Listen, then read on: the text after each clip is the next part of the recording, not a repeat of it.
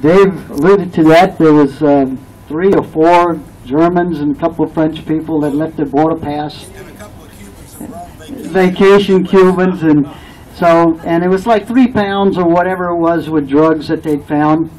And I think Virginia picked it up, the Miami Herald, and she has it open, and it says, coming up the Miami River, there was like 1,500 illegal aliens and 10 or 12 tons of cocaine and marijuana coming up the Miami River. I said, Judge, you think maybe they have this border checkpoint in the wrong place? And he kind of agreed with us. And so he asked the Border Patrol, Captain McAdams, never forget the guy's name, what is your intent with this border checkpoint and how long? Well, with that, he kind of had these plans, and he unfolds them, and he says their plan was to erect a permanent checkpoint, i.e. Canada, Mexico, between Florida City and the Keys. So that kind of put everyone on edge at that point and said something has to happen. So with that, as Dave said, the judge said, well, there's nothing we could do about the checkpoint, but you can't have a traffic jam. So with that, we're leaving the courthouse, and in the meantime, between John Magliola and Townsend Kiefer and Dennis Bittner and some of the others with the AP and UPI and the radio, they started calling the news media, and we walked out from these glass doors. Here's a sea of reporters, and I guess Stuart Newman at the time, Andy's dad. There he's there. There he is. Hey, Stuart. And it's he just turned 90, so you can see he's a young man. They started putting out the publicity. It was international that we had. So here comes this reporter, and I'm standing next to Virginia because I always like to stand next to Virginia. Were you the same? No, that's not the reason.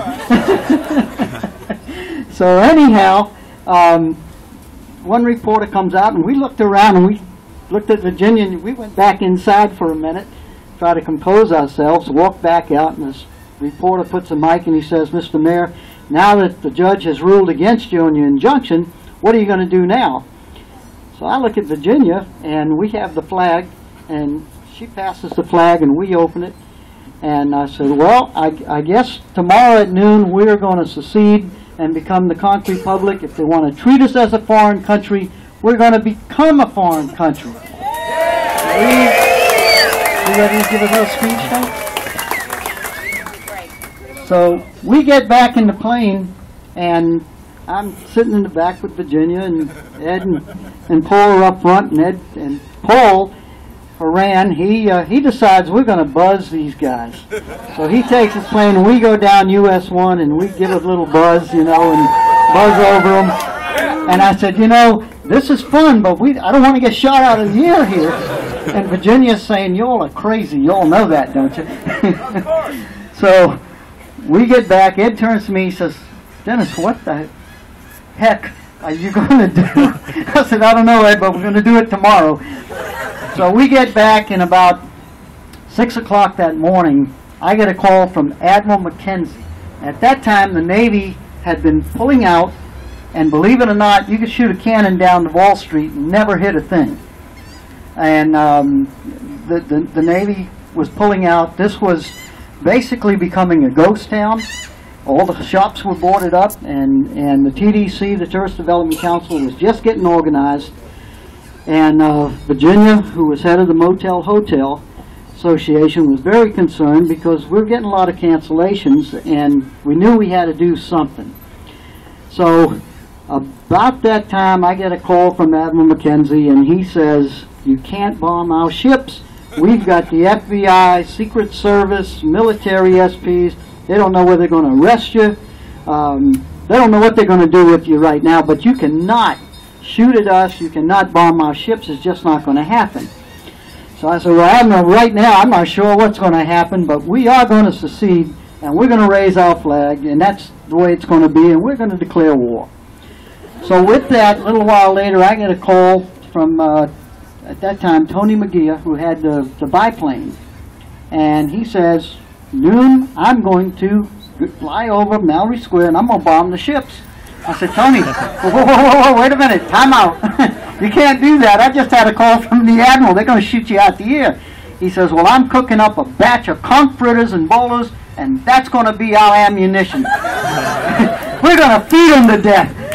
And I said, that's a good idea. And then at that point, we had a lot of the county and the city and some of the commissioners said, you're crazy. We're not going to stand there. Your political career is over. They're going to tar and feather you running out of here.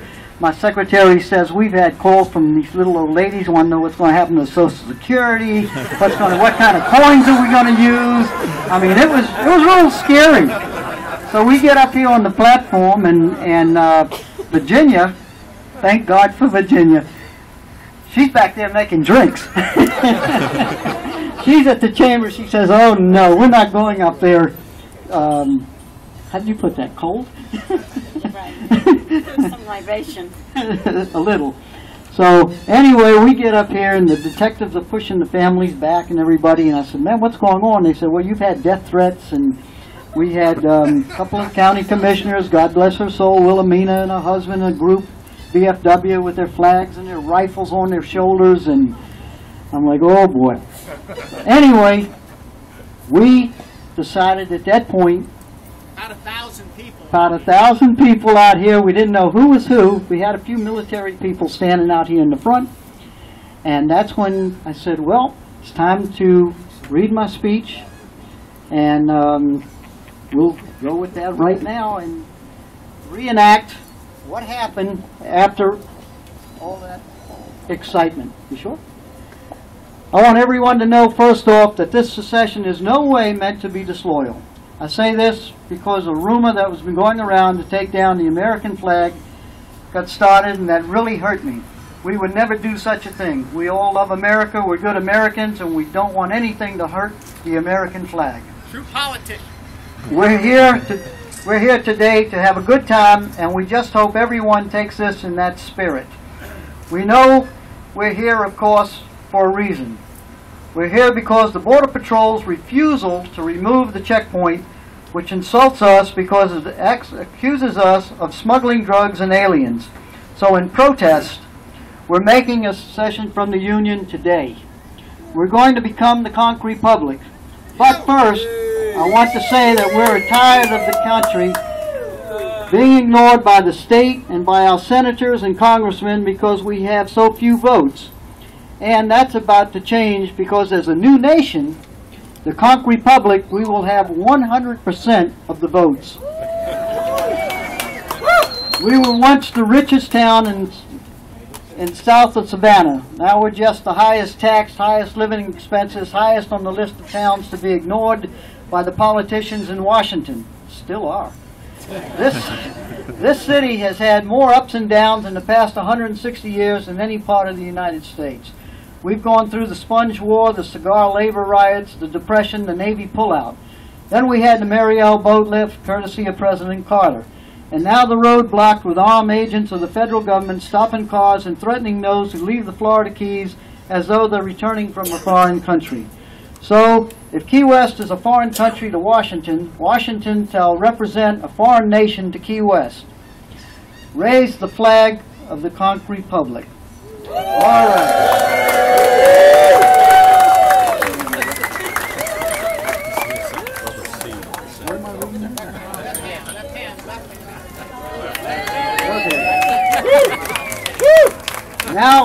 Now that the flag has been raised, we the people of Key West are called conchs. Sometimes we're called conchs with affection, sometimes with humor, and sometimes with duration. I proclaim that Key West shall now be known as the Conch Republic, and as the flag of our new republic is raised, I thereby state to Washington and the rest of the United States and the world that the conchs are and were. When Jamestown, Virginia was settled by the Englishmen and fed up with the arrogance, the duration, the abuse of rights by a king without compassion or sense of humanity, another group was settling in the Bahamas, and they were called conchs. They were known as conchs because they hoisted flags with the tough, hard conch shell, indicating they'd rather eat conch than pay the king's taxes and lived on the tourney. There is our flag. It's a conch flag. It has a conch on it. We secede from the United States. We've raised our flag, given our notice, and named our new government. We serve notice on the government in Washington to remove the roadblock or get ready to put up a permanent border to the foreign land.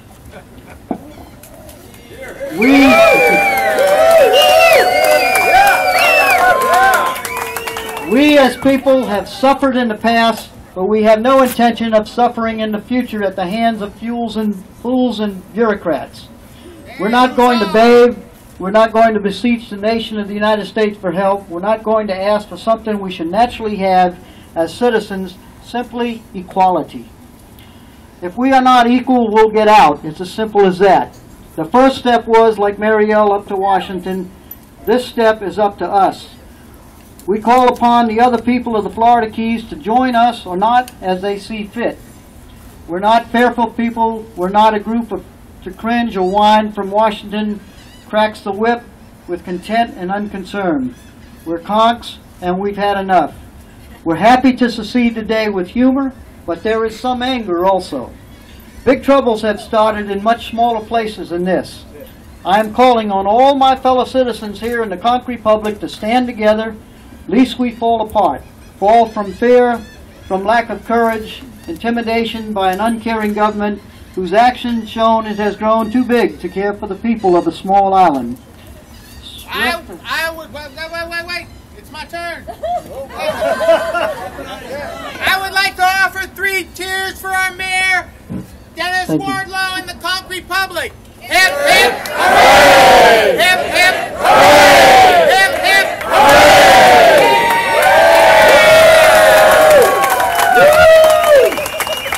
To give you a little background on what happens next, and the first thing I want to say is this: those of us who live here are eternally grateful to these folks, because not every leader in this community and not every member elected politician in this community had the intestinal fortitude to stand up for our rights. So please give these people a round of applause.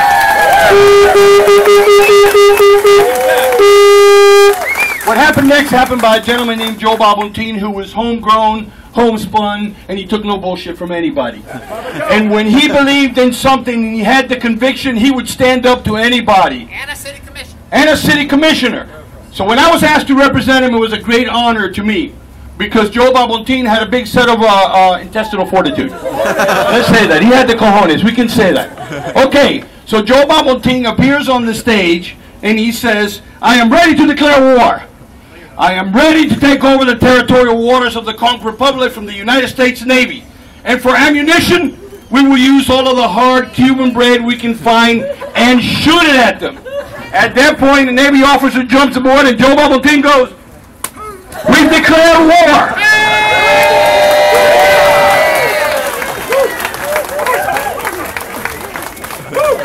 We fired a shot, and now we're at war with the United States. And then he says, "Okay, now we surrender." That was wonderful.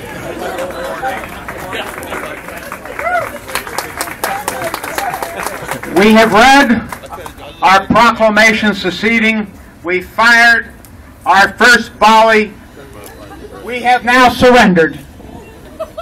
We are now going to apply for $1 billion in foreign aid from the United Nations, from the United States. We want our foreign aid. It's like the mouse that roared, just like the mouse that roared. On behalf of the United States government and the United States Navy, I accept your surrender. Thank you. And I have absolutely no money to offer you for foreign aid. In case you don't know, we're broke. Anyway, thank you very much, Peter, and the rest of you. And it's been a wonderful time here. It's the whole story. If you've never read the entire thing, it's really very, very interesting. Dennis, I remember when I was here before, I was in a Rotary Club. He came and he gave an entire, about 45 minutes of the entire deal, and it was incredibly interesting, and I really enjoyed it, and it's a great tradition, and I'm glad you guys have carried it on. So, thank you again. Thank you, Lieutenant Commander Ken Thompson, United States Navy.